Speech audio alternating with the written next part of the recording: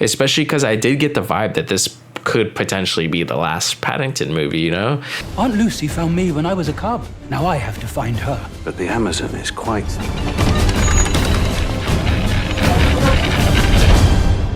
large.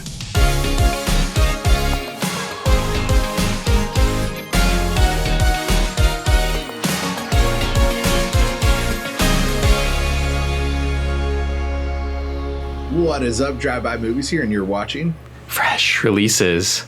My name is James. My name is Blaise. And today we're checking out the third film to the amazing Paddington franchise. Paddington in Peru. This will be fun.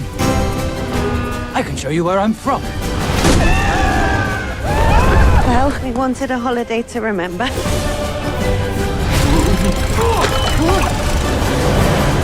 Is it me, or is it getting a bit choppy? I appear to be driving the boat.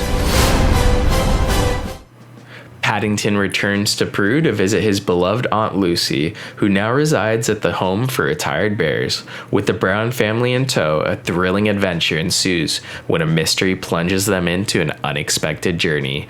So this is the third film in the Paddington franchise, I guess you could say. But yeah, I felt like this movie, it was kind of, it's been a while since when did Paddington 2 come out? It feels like that was like a long time ago. I believe that was 2019, if I'm not mistaken. Okay. So yeah, it's been 6 years, technically, yeah.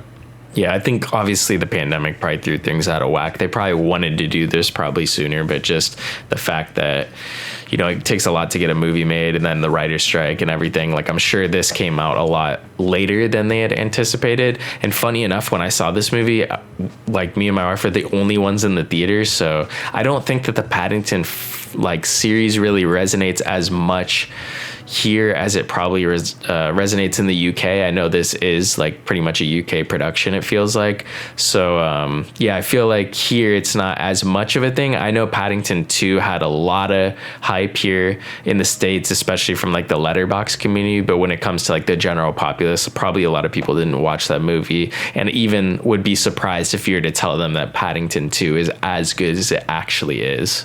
Yeah, 100% with Paddington 2. I remember that's one of the first movies we reviewed here on the channel back when we would film the Two Pepper Cinema Club. Be sure to check out a review for Paddington 2 there. But yeah, that was just years ago, and a lot has changed over then. And, you know, it's just weird how critically acclaimed and well-loved that movie is. Yet still nobody I know has really seen it. Like, everyone knows that I'm obsessed with Paddington. I have been given so many Paddington toys or stuffed animals as gifts when I already have one. A lot of people sent me the trailer all at once. Everyone sends me memes of dogs that look like Paddington. Yet no one has seen it still, though. It's just like, why isn't anyone watching this franchise in America? It's kind of a bummer, just because it's I always tell people it's not the greatest movie you're ever gonna see. It's just so wholesome and likable. It's the most likable movie you'll ever watch. It's impossible to dislike, and you just have to be really uptight to find reasons to dislike it. The third one in the franchise, though, so it's good. I liked it a lot. It's a worthy entry into the franchise, I guess you could say. But it's definitely the weakest entry for me, for sure. A lot of different reasons, but I did appreciate them trying to do something new with a brand new setting. But yeah, what are your thoughts coming out of it, though? Yeah, I will say that it was an enjoyable watch, I think, because you like the characters, but it does just feel like another kind of take on it that never really hits the highs of previous films. I will say I don't even really love the first Paddington movie. I think it's just that introduction to the character. I think Paddington 2 is when it goes to new heights. I think just seeing him in a different place like the prison, and just his like kind of gullible, naive, kind of daft, like kind of so wholesome and stupid at the same time character is what makes that funny in such an environment that's like kind of harsh, like an actual prison. Seeing him in Peru, kind of just with Antonio Banderas, and you know, there are a lot of fun moments in this movie. I did like it. It just doesn't hit those highs that the previous film did, and it kind of feels more along the lines of the first movie, where I'm like, it's still a good movie. I still enjoyed it, but Paddington 2 is almost like the Godfather 2 of Paddington films. Right. I guess overall, my main problem with the movie is it kind of tries to attempt to do having the same story beats as the first and second movie. The first and second movie are very similar. Just the second one was just done better and just like brought all the greatest elements of the first movie and just enhanced those in the second one to like 1 billion instead of 100. Like a lot of people are like, well, it enhanced to 100. Like, no, this went up to 1 billion in the sequel. But this one, like, a lot of people remember the storybook sequence with the second one. They try to recreate that with like, the mother's art images, still very beautiful.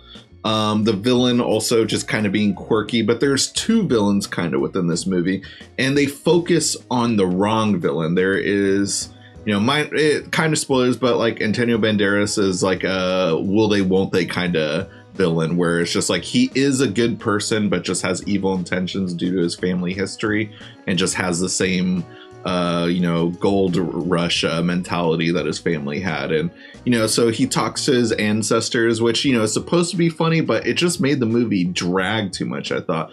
Whereas the real villain of the movie is Olivia Colman, and she is so much more funnier and like should have been focused more on as the villain.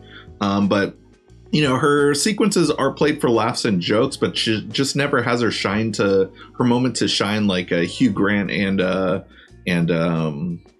Nicole Kidman had in the first movie. I felt like, because both of them were like sinister but like funny at times, and Olivia Colman is funny, but just like she's kind of in the back end of everything, where it just focused too much on Antonio Banderas. So it just makes this movie drag on a little too much, in my opinion. And then like repeating some of the same jokes, like the hard stare, like that was repeated from the first one and the second one, but just like I didn't need to see it a third time, I felt like. Yeah, true. I do feel like this film, it is a children's movie, of course. It does feel heavily telegraphed, like obviously for children. And like they kind of reveal at the end that Olivia Colman's this other villain. But like, pretty much from the moment that she's introduced that that's probably where it's going. This film did feel, I feel like, more like a Scooby-Doo movie than a Paddington movie at times. Because I felt like just seeing that reveal of like the villain in Scooby-Doo taking off the mask, always, it just felt so much like Scooby-Doo, which I actually kind of liked that element to it, especially because it was so telegraphed for kids, which it works. But I think having Paddington kind of split up from the Brown family and their kind of story kind of going in a different way, and it just felt like I wanted kind of the family, I guess, all together in a sense, especially because I did get the vibe that this could potentially be the last Paddington movie, obviously in the end they don't go there, but there's a moment where they really have you, and I think that's probably one of the most powerful moments in the movie, is just the fact that this probably is the end of Paddington and the Brown story, like just putting a nice ending to this storybook essentially. Yeah, and I like overall the final ending and the final message within the movie, Paddington finding his clan but having a family and everything, without spoiling too much. But just like that moment and that dialogue between him and his family really killed me, and that's what makes the movie work overall. Like, when this movie works, it works so well, and that's at the end point, like, that's what I remember at the end of this movie. Like, I had my problems, but like I got those out of the way early in our review. But overall, this movie still works. So just like I said, the setting, the characters are fun. I actually really enjoyed seeing the family being a little bit more involved within this movie. The two kids, Jonathan and Judy, they were kind of back-end characters in the sequel. But they kind of had a bigger role within this movie. And, we're definitely like, they're not like huge characters, but they were a little bit more pivotal this time. And I really like the aspect of, Mary, the mom, trying to bring them closer together again, just because everyone's growing up and doing their separate things. And I agree, it probably is going to be the last one. I mean, those kids are ready for college. That's one of the plot points of the daughter within this movie. So, and I guarantee, like, by the time this movie's out now, I mean, it came out last year in England and now just barely got released in the States this year. So, whether or not this is the final one, I think it's still a very strong entry though. Yeah. Yeah, and I will say something. I know a lot of people might have been harping on the fact that we don't have Sally Hawkins in this movie. Yeah, that's a travesty, but I do think that Emily Mortimer did a really good job. And I like the fact that I think people have gotten too used to just casting like the same actor for everything, as if like that actor doesn't have other movies that they want to be in, or schedules that can possibly conflict, you know. Especially I think a lot of that's come from just like a lot of these big franchises where every character does come back for every movie, or the character will just hop out. Like obviously in this film you can't have the Brown family if the mom is not included in the movie. That would just be insane. Like what is she on, like a vacation at the same time or something? It just wouldn't work. And a lot of the emotional beats in this movie do rely on her character. So I liked seeing somebody else in the role, and movies kind of getting back to being movies as opposed to TV shows, because I do feel like so many movies we've gotten used to having every character come back for every iteration of it, like a TV show almost. Right, yeah. Like, I'm glad we didn't try to deep fake hit or anything like that. And, you know, for anyone wondering, I mean, like, it's kind of obvious. Why didn't Paul King come back for this movie? He was directing Wonka. Why didn't Sally Hawkins come back? She was in Wonka. So, you know, those kind of went hand in hand in the reason within this movie. And, you know, I thought Emily did fantastic. She still brought the same beats without actually doing an impression of Sally Hawkins. Mm-hmm. So, yeah, she served the character just fine, and I thought was great, and still a standout role within the movie because she's the most wholesome, loving one within the family. Not that any of them are not loving, but just like, you know, she's like very family orientated amongst like, you know, her entire family. So yeah, I thought she was great, and you know, Paddington's still hilarious, and you know, it's a fun movie. Just I guess overall my main complaint though is just the villains aren't as strong within this movie, and just focus a little too much on characters that I didn't care for as much when they're only going to be just in this movie. Yeah. Yeah, but what are your thoughts on Paddington and Peru? Is it the best of the series? Is it the worst of the series? Just so-so, or are you just not a fan of the series at all? Leave a comment down below. That's a great way to help support the show. And if you guys haven't already, go ahead and smash that like button, hit the subscribe button, and click that notification bell to get all of our latest updates. And speaking of updates, catch all our social media links down below for Instagram, Twitter, TikTok, and our own personal letterbox accounts. That'll conclude this week's episode. Tune in next week for a brand new video.